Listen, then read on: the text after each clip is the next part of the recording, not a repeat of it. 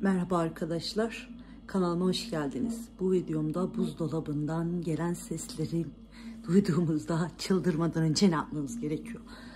Bir süredir benim böyle dolabım ara ara ses çıkarıyor. Şu anda da gördüğünüz gibi bayağı rahatsız edici bir ses. Şimdi bayağı bir araştırdım. Öncelikle bu tarz bir ses olduğunda buzdolabını çekip arka tarafını kontrol etmemiz gerekiyor.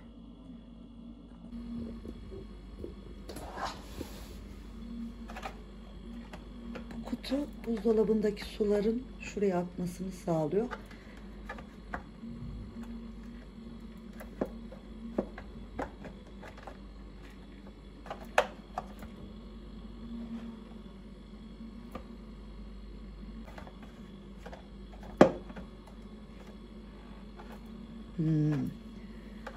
Yani şöyle bir durum var.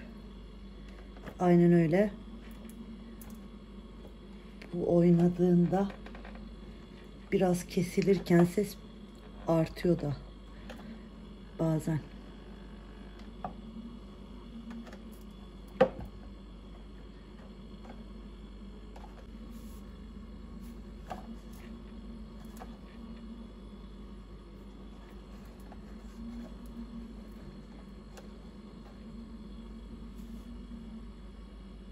Aynen.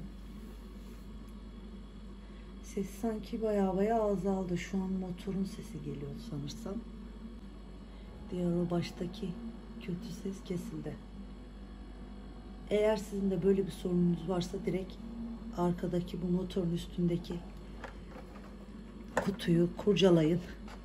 Ses durduğunda bırakın. Eğer hala daha ses devam ediyorsa onun için de tabii ki başka bir yöntem illaki vardır. Videomu izlediğiniz için teşekkür ederim. Bir sonraki videomda görüşmek üzere. Hoş kalın. Dolabı yerine çektim. Önceki halinden çok daha iyi.